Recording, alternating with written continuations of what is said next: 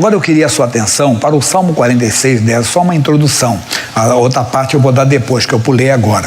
O Salmo 46 é um salmo que fala sobre a inquietação da nossa alma, que todo mundo passa por esse momento. Quando recebe um diagnóstico, imagina, você recebe um diagnóstico de um câncer, de uma doença incurável, problema familiar, problema, entenda bem, com filho no álcool, nas drogas, foi preso, não sei o que, está na bebida, está nas drogas, está de repente, na prostituição, de repente você descobre algo do seu filho, da sua filha, você descobre algo do seu marido, da sua esposa, uma outra pessoa. O que você tem que fazer? 46:10. O que ele diz? Aquietai-vos e sabei que eu sou Deus. Serei exaltado entre as nações, serei exaltado sobre a terra. O Senhor dos Exércitos está conosco, o Senhor é nosso refúgio. Às vezes esquecemos disso. Pastor Jaime, mas puxa, já tinha remissão do câncer e o câncer voltou agora com a metástase, quer dizer, se espalhou, que nem uma pessoa me contou, entenda, estava nesse processo e agora está no abdômen, entenda, está nos pulmões, está no fígado, vários pontos do câncer. Essa hora o desespero não toma conta? Imagine, poxa, um câncer se espalhando pelo corpo, a pessoa entra em parafuso, como diz o outro. Mas ali nós esquecemos que ele é Deus. Lembra do caso de Naamã? Não é a cura que eu quero explicar, só essa parte aqui. Vamos para o 2º livro de Reis, capítulo 5. Talvez nós estamos rasgando as nossas vestes. O que é isso? Estamos desesperados, esquecendo que ele é Deus. Isso. Diz assim o versículo número 7. E sucedeu que, lendo o rei de Israel a carta, rasgou as suas vestes e disse: sou eu Deus para matar e para vivificar, para que este envie a mim, para eu restaurar o homem da sua lepra, pelo que deveras notai e peço-vos, e vede que busco ocasião contra mim. Sucedeu, porém, que, ouvindo Eliseu, homem de Deus, que o rei de Israel rasgara as suas vestes, mandou dizer ao rei: por que rasgaste as tuas vestes? Deixai-o vir a mim, e saberá que há profeta em Israel. Aí, no nosso caso, não é o profeta, tem que saber que há Deus na nossa vida, e nós esquecemos. E como ele, nós rasgamos nossa veste, não física, né? Mas entramos em desespero, quer dizer, nos desfiguramos diante das pessoas, nos abatemos diante das pessoas, mostramos uma inquietação. Pastor Jaime, porque você não está no meu lugar, eu costumo dizer, nem você no meu. Todos nós enfrentamos luta. Eu tenho repetido para vocês, falo daqui de maneira repetida. Você olha um pastor, olha um obreiro, e você olha para ele e pede para ele: irmão, ora por mim que eu estou com câncer. Aquele pastor está com câncer também. É verdade, aquele pastor também está numa luta grande. Só que ele está o quê? Ele não rasgou as suas vestes, porque ele está confiando no Deus, entenda, Todo-Poderoso. É essa a diferença que nós temos que mostrar naquele dia de adversidade. Nós não devemos rasgar as nossas vestes. Vamos para o livro de Esther, no capítulo 4. Esther está um pouquinho na frente aí, antes de Salmo de Jó, de Jó, Esther. Diz: quando Mardoqueu soube tudo quanto se havia passado, rasgou Mardoqueu as suas vestes e vestiu-se de um pano de saco com cinza e saiu pelo meio da cidade e clamou com um grande e amargo clamor. O que ele fez? O que todo mundo faz. Era uma sentença que ele estava, entenda bem, condenado à morte. Todo o seu povo estava condenado à morte. E aquela sentença não podia ser revogada, porque na lei deles, entenda bem, não podia. Mas, não vou chegar lá, mas essa lei não pode ser revogada. Mas uma outra lei foi feita para quê? Para que o povo de Deus se defendesse. Agora você vai ver como é forte o Novo Testamento. João capítulo 11. O que eu falei agora de doença, de enfermidade. Diz: estava enfermo um certo Lázaro de Betânia, aldeia de Maria e de sua irmã Marta. Maria era aquela que tinha ungido o Senhor com unguento. Ele tinha enxugado os pés com seus cabelos, cujo irmão Lázaro estava enfermo. Mandaram-lhe, pois, suas irmãs dizer: Senhor, eis que está enfermo aquele que tu amas. E Jesus, ouvindo isso, disse: essa enfermidade não é para a morte, para a glória de Deus, para que o Filho de Deus seja glorificado por ela. Cuidado, que tem muita gente que entende isso aqui errado. Chega até a dizer assim: eu estou doente para a glória de Deus. Não. Nós sabemos que o Lázaro ficou doente, o Lázaro morreu, mas o Lázaro ressuscitou. Cuidado, para não ter uma interpretação errada. Eu digo assim, restrita só esse versículo aqui. Não, aí tem que pegar o contexto. Porque se você olhar aqui, está dizendo isso, não é? Parece, esta enfermidade não é para a morte, mas para a glória de Deus. Então, eu estou doente para a glória. Essa enfermidade é para... Não, para com isso. Não é isso. Deus mudou completamente essa situação, mas não é esse ponto que eu quero chegar. Aí, Jesus vai, tudo bem, vai chegando à frente. Vamos passar um pouquinho aqui, e diz aqui o versículo 17. Chegando, pois, Jesus achou que já havia 4 dias que estava na sepultura. Ora, Betânia estava de Jerusalém quase 15 estádios. E muitos judeus tinham ido consolar a Marta e a Maria, acerca de seu irmão. Ouvindo, pois, Marta que Jesus vinha, saiu-lhe ao encontro. Maria, porém, ficou assentada em casa. Disse, pois, Marta a Jesus: Senhor, se tu estivesse aqui, meu irmão não teria morrido. Somos nós. Esquecemos quem é ele. Peraí, ele é Deus. Era Jesus o homem, mas Jesus o homem era Emanuel. Emanuel é Deus conosco. Ele é Deus. Não havia distância. Lembra do homem que pediu para ele: Senhor, mande apenas uma palavra que meu servo ficará curado. O servo dele estava como? Paralítico e violentamente atormentado. Então o homem, ele entendeu que era só uma palavra de Jesus. A Maria não teve esse entendimento. A Marta não teve esse entendimento aqui. A Marta não teve esse entendimento. Porque ela está dizendo: se tu tivesses aqui, mas ele não podia ter mandado a bênção, não podia ter mandado só uma palavra, uma oração, né? E ela não entendia aqui. E diz assim: se tu tivesse aqui, meu irmão, então, não teria morrido. 22. Mas também agora sei que tudo quanto pedires a Deus, Deus te concederá. Disse Jesus: teu irmão há de ressuscitar. Disse-lhe Marta: eu sei que há de ressuscitar na ressurreição do último dia. Disse-lhe Jesus: eu sou a ressurreição e a vida. Quem crê em mim, ainda que esteja morto, viverá. O que é isso aqui? Não é só, entenda bem, quer dizer, ainda que a sentença seja de morte, o diagnóstico é de morte mesmo, mas nós temos que crer nele. O que nós temos que fazer? Trazê-lo até a nós. Temos que ir à presença dele e ouvir o que ele tem para dizer. Tem que correr, senão não dá tempo. O versículo 39 diz assim: disse Jesus: tirai a pedra. Marta, olha a Marta aí de novo. Irmã do defunto disse-lhe: Senhor, já cheira mal, porque já é de 4 dias. Ela estava falando com um homem. Às vezes nós falamos com um homem. Achamos que por isso que nós deixamos o desespero entrar. Nós não entendemos ainda quem é Jesus. Por isso que nós entramos em parafuso, entramos em pânico diante de uma situação adversa, diante de um diagnóstico que não tem. Falando de doença, mas pode ser qualquer outro problema. Como eu falei, conjugal, entenda bem. Eu conto um caso para vocês, desculpe repetir tanto assim, de um homem que eu talvez desse um parecer errado, completamente errado. Esse homem, vocês já ouviram alguns, mas quem não ouviu, ouça. 10 anos que ele viveu com essa senhora, vivia com essa senhora, 3 filhos. Ela vai para a igreja e ele começa a acompanhar a companheira, a esposa, mas não esposa, fruto de uma união estável. E ele começou a frequentar. Ela ficou feliz da vida, puxa, ela está indo à igreja e ele também, mas, contudo, todavia, na igreja ele conhece uma outra pessoa. Na igreja. Que ele, puxa, na igreja eu fui levar ele para salvá-lo, para ele conhecer Jesus, para nós casarmos direitinho e tudo, e ele conhece outra pessoa. E o que acontece? Ele sai de casa. Já que aproveitou a brecha, né? Que não estava no papel, tudo bem. E lá ele acabou então casando com a moça da igreja. O que você daria, você como pastor? Muitos já ouviram aqui, já sabem o final. Pastor Jaime, eu vivia 10 anos com ele e ele saiu de casa e foi para outro, que ele não era casado comigo, no papel, e acabou que hoje ele é casado, entenda, com uma outra moça. O que você me aconselha? Eu poderia dizer: irmã, ora para que Deus tenha misericórdia dele. Não.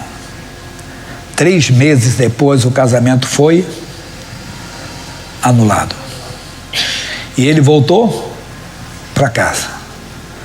Não seja pesado, saber que ele é Deus, e às vezes nós esquecemos.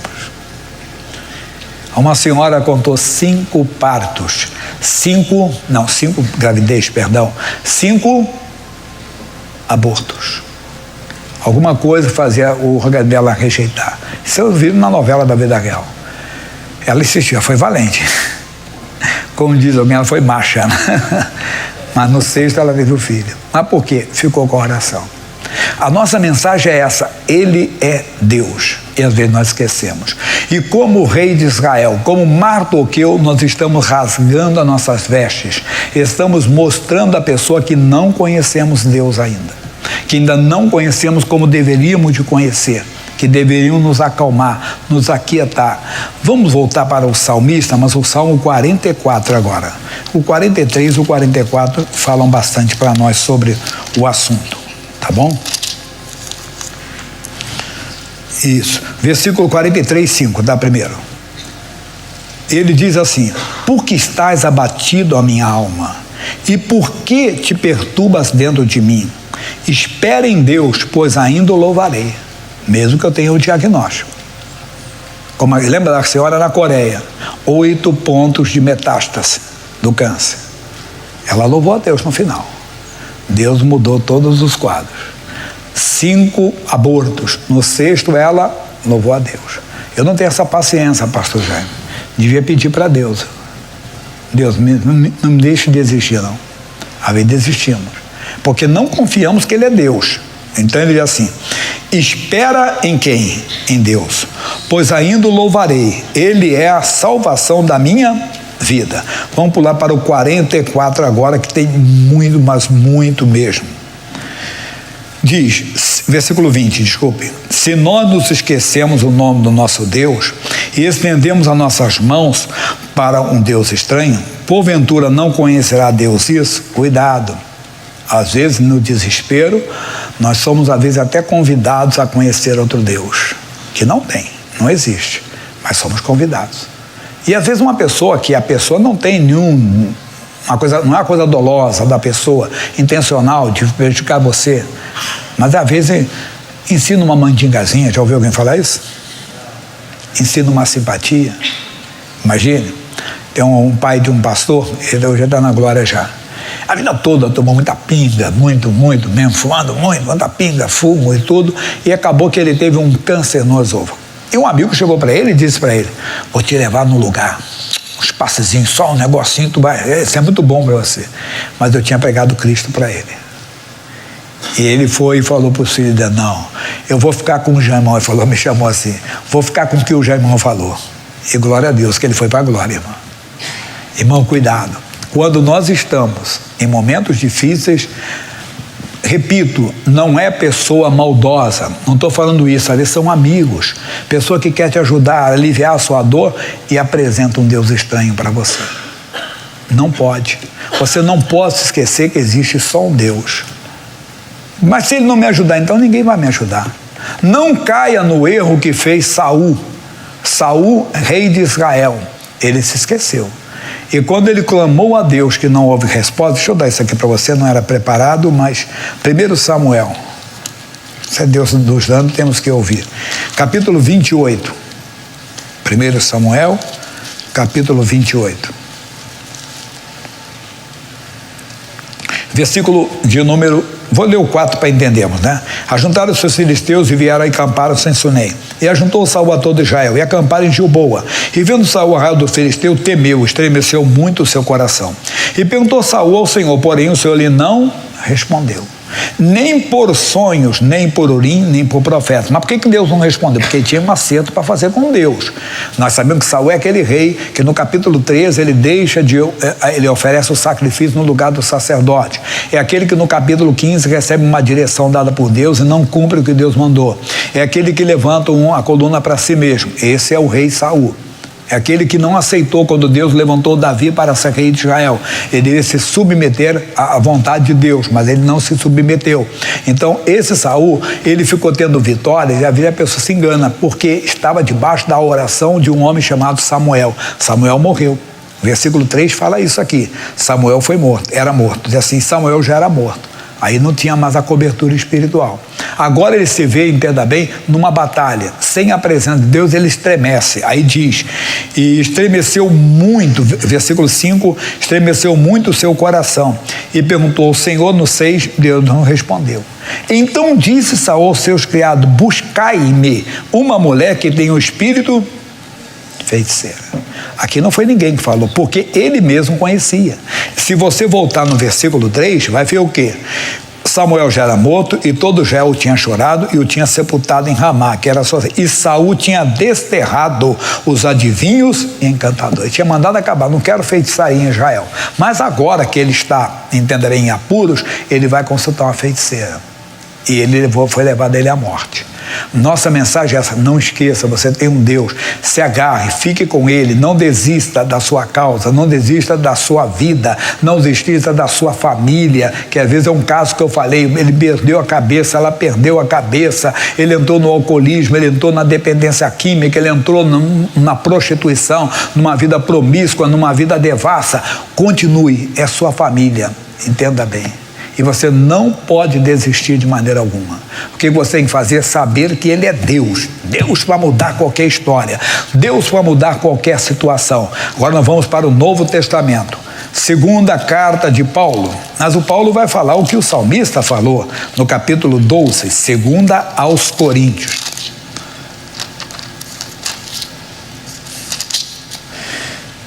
Isso aqui eu falei que ia dar para um amigo, não tem nada a ver com coisa não, no esporte, tá bom? Dá para ele falar sobre esporte. Não é uma brincadeira não, é palavra séria mesmo, mas era coisa de esporte, que eu quero passar para você aqui. E de versículo 5, tá? Ele diz assim: de um assim me gloriarei. Eu, mas não de mim mesmo, não me gloriarei, senão nas minhas fraquezas. Porque se quiser gloriar-me, não serei nécio, porque direi a verdade. Mas deixo isso para que ninguém cuide de mim mais do que em mim vê ou de que me ouve. E para que não me exaltasse pela excelência das revelações, foi-me dado um espinho na carne, a saber, o mensageiro de Satanás, para me esbofetear, a fim de que me não exaltar. Por favor, não caia no que muita gente tem, a cada interpretação aqui. Qual era o espinho na carne de Paulo? Sabe o que chegaram a falar para mim? Doença na fiz, porque ele falou que com letras grandes escreveu aos Gálatas. Olha a interpretação das pessoas. Outros falaram que o problema do Paulo era a prostituição. Porque Paulo foi um homem, entendo, nós sabemos que se ele era membro do Sinédrio, certamente ele foi um homem casado, e não era, mas também não é isso. Paulo já falou o que é. Mesmo onde ele chegava, ele tinha oposição, ele enfrentava grandes oposições, é isso que está bem claro. Mas o nosso versículo agora, e ele diz assim, versículo seguinte, o espinho na carne, saber o mensageiro de Satanás para me profetizar. Olha o 8. Acerca do qual 3 vezes orei ao Senhor, para que se desviasse de mim, e disse-me: a minha graça te basta, porque o meu poder se aperfeiçoa na fraqueza. De boa vontade, pois, me gloriarei nas minhas fraquezas, para que em mim habite o quê? O poder de Deus. Olha a igreja, olha, você está se sentindo tão fraquinho. Eu me sinto assim.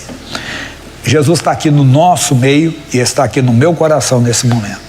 E quantas vezes eu me sinto impotente diante de algumas situações, me sinto incapaz diante de algumas situações, de mudar aquele quadro, de mudar aquela situação, mas vem o Espírito Santo que, como consolou a Paulo, fala comigo também, a mesma coisa.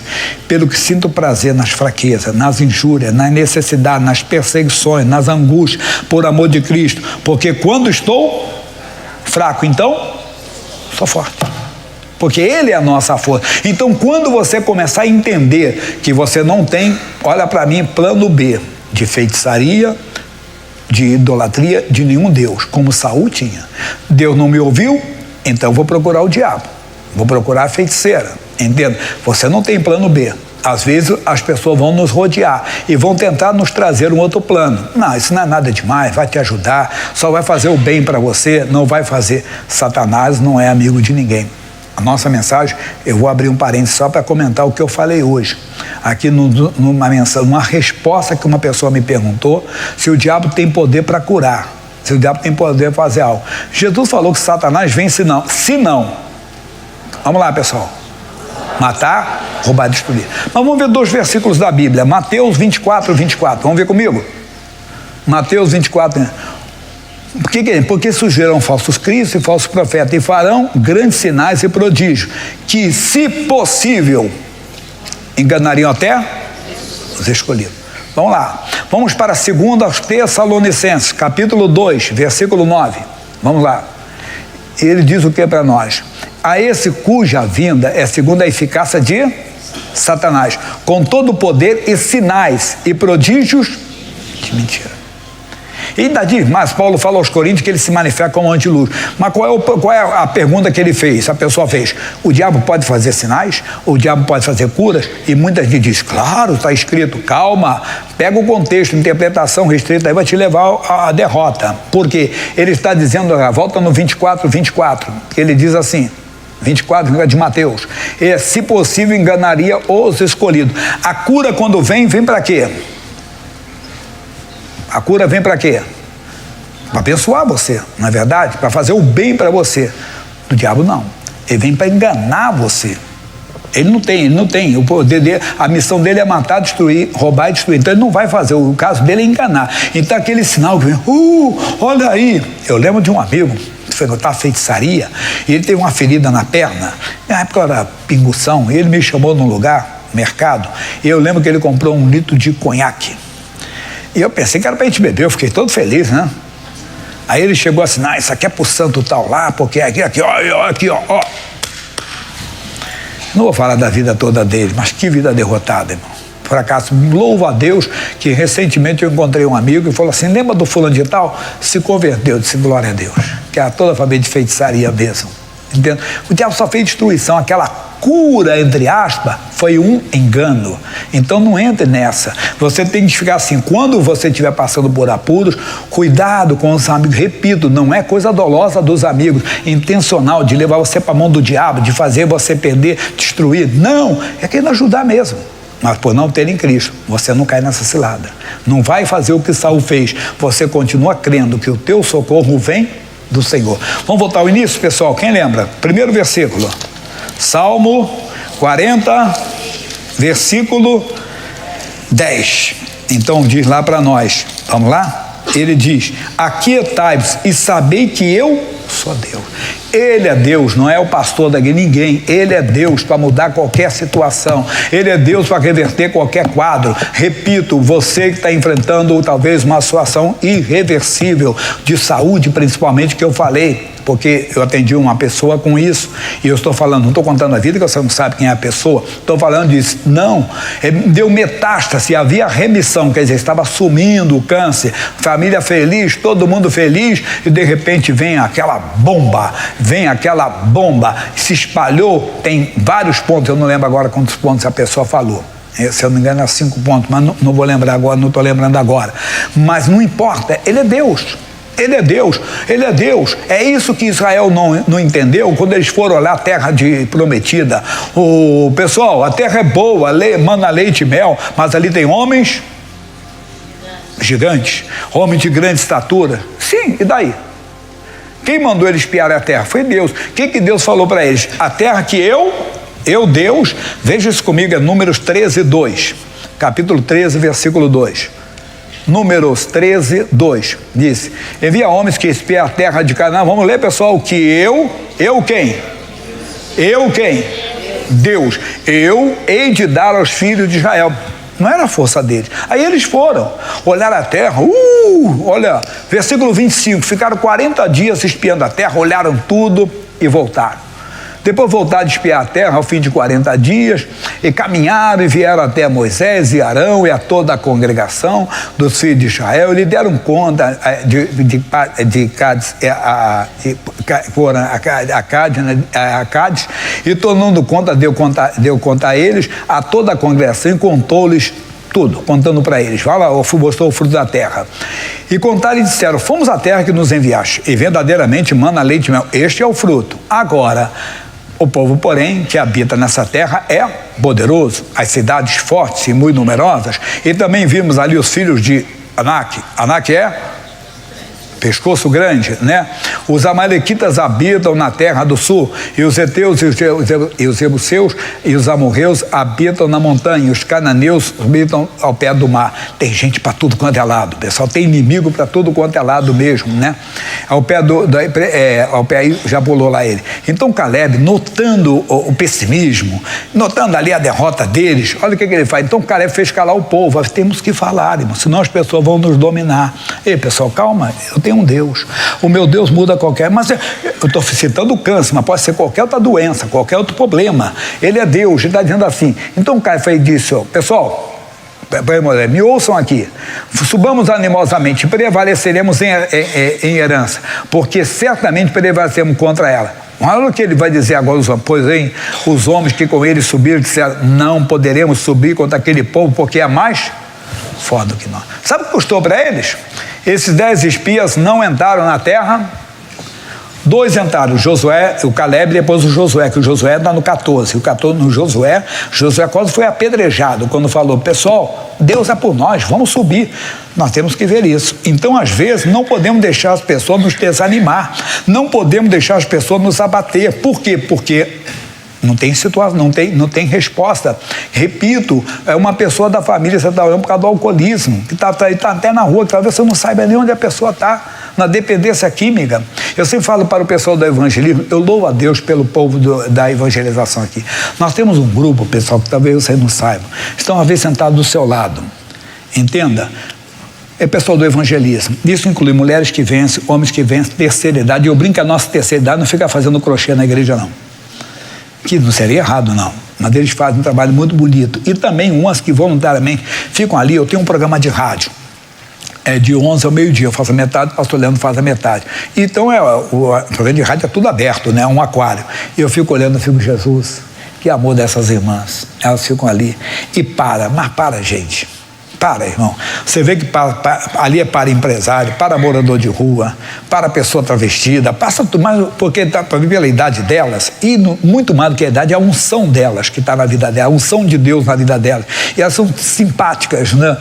Se você passar um dia de semana, você vai ver que simpatia delas ali. E fica aí, o pessoal para. E eu falei assim, rapaz, talvez se fosse botar o pastor lá, porque você já... Nem que haver essa sabedoria. Botaram umas irmãs que vão com tanta mão, mas estou falando com todo o temor, entenda? Eu fico ali, eu vejo as pessoas que param, repito, passa pessoa muito bem vestida, você vê que a pessoa tem alguma condição, passa ali empresários, passa ali morador de rua, passa homem travestido e tudo, e com o amor pede oração, irmão. É numa hora dessa, e aí eles trazem aqui para os nomes, e eu coloquei, eu estava levando para cá, disse assim, puxa, eu também não posso fazer tudo sozinho, né? Aí coloquei a turma aqui, eu falei, mas vocês têm que orar e mandar o vídeo para mim. E toda madrugada tem o nosso plantão, ficam 2 pessoas no plantão, né? É plantão lá na frente.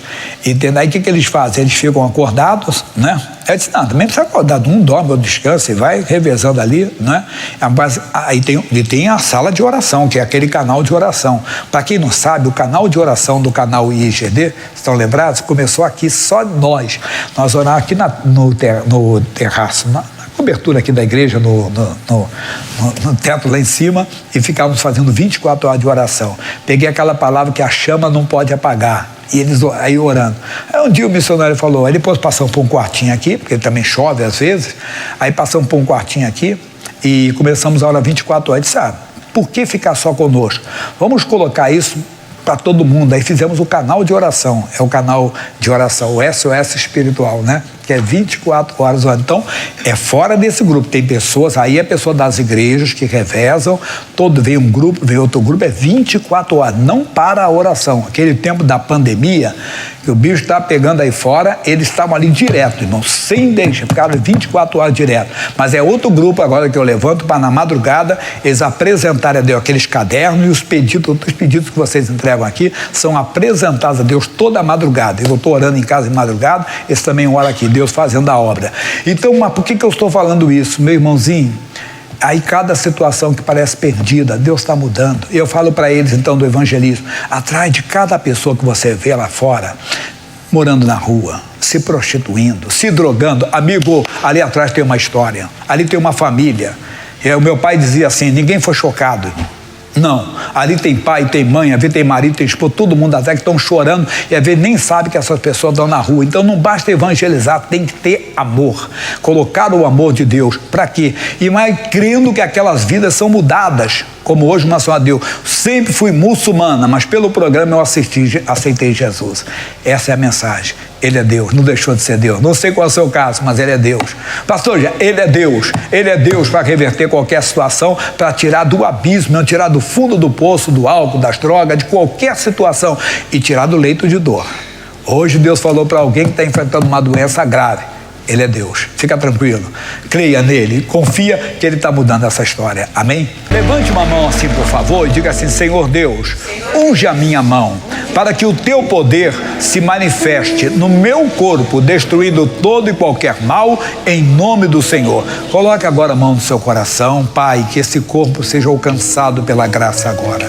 Nós queremos, ó Deus, ver o teu poder agindo na cura de quem está doente. Eu falei um câncer, Deus, mas pode ser uma cegueira, meu Deus, transitória, pode ser uma cegueira permanente, foi um pico de pressão, Deus, de glicemia, Deus, foi a diabetes, foi a pressão alta, Deus, foi, Senhor, uma doença degenerativa, foi, Senhor, o glaucoma, Senhor, foi a catarata, seja o que for, o Senhor é Deus, para reverter esse quadro, ouvido surdo, barulhento, Deus, o problema respiratório sério, problema cardíaco, problema, Senhor, digestivo, Senhor, como aquela senhora, inflamação nos intestinos, tem alguém, meu Deus, com pólipos, tem alguém com adenoma, tem alguém com câncer, uma lesão no reto irreversível que terá que acontecer uma amputação, mas o Senhor é Deus para mudar histórias, o Senhor é Deus para reverter qualquer quadro. Vem agora a mão poderosa de Deus sobre a pessoa que está sofrendo da esclerose múltipla, sobre a pessoa que tem sequelas da paralisia infantil, venha sobre essa pessoa que tomou um tombo, Deus está caminhando com dificuldade, está andando com dificuldade, venha sobre essa pessoa, Deus, que está enfrentando um momento grave, uma tensão na vida, isso está mexendo na pressão desta pessoa, está mexendo no emocional, essa pessoa que está com crise de ansiedade, crise de pânico, Deus, uma depressão muito forte, que até o pensamento de suicídio já veio, mude essa história agora, que essa pessoa olhe para o Senhor, sabendo que o Senhor é Deus para mudar qualquer quadro, seja na vida financeira, na vida familiar, Deus, seja em qualquer caso, em qualquer situação, vem. É agora, meu irmão, é agora, minha irmã, a unção de Deus está sobre nós agora. Ele é Jeová Rafa, o Senhor que te sara, ele é Jeová Sabaote, o Senhor dos exércitos, é o Shaddai, é o seu nome, o Deus Todo-Poderoso. E agora eu uno a minha fé com a sua fé, com a fé do pastor Leandro, levantamos a nossa voz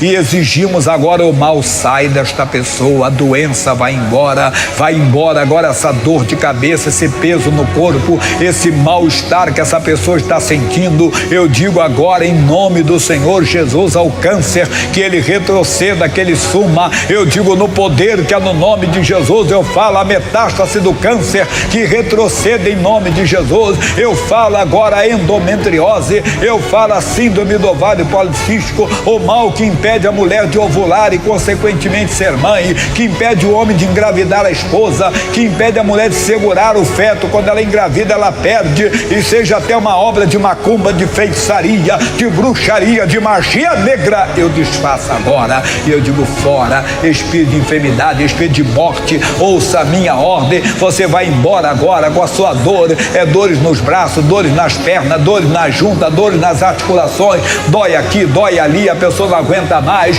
eu digo sai dos braços, sai das pernas, sai da coluna, em nome de Jesus. Vem nessa fé, meu irmão, vem nessa fé, minha irmã, e essa depressão, esta síndrome do pânico, esse transtorno de ansiedade, essa perturbação na mente, esse conflito na mente, esse pensamento de suicídio não pode ficar na sua vida, na vida do seu parente que está com uma depressão muito forte, eu digo sai agora, toda opressão maligna, toda opressão diabólica, toda opressão do inferno, nós quebramos agora, nós desfazemos agora, em nome de Jesus, o dor, o mal, saia agora. Em nome de nosso Senhor e Salvador Jesus Cristo, toda carga negativa que o diabo tem lançado sobre este homem, sobre esta mulher, é neutralizada agora. Satanás acabou, terminou, findou. Você não vai continuar atormentando.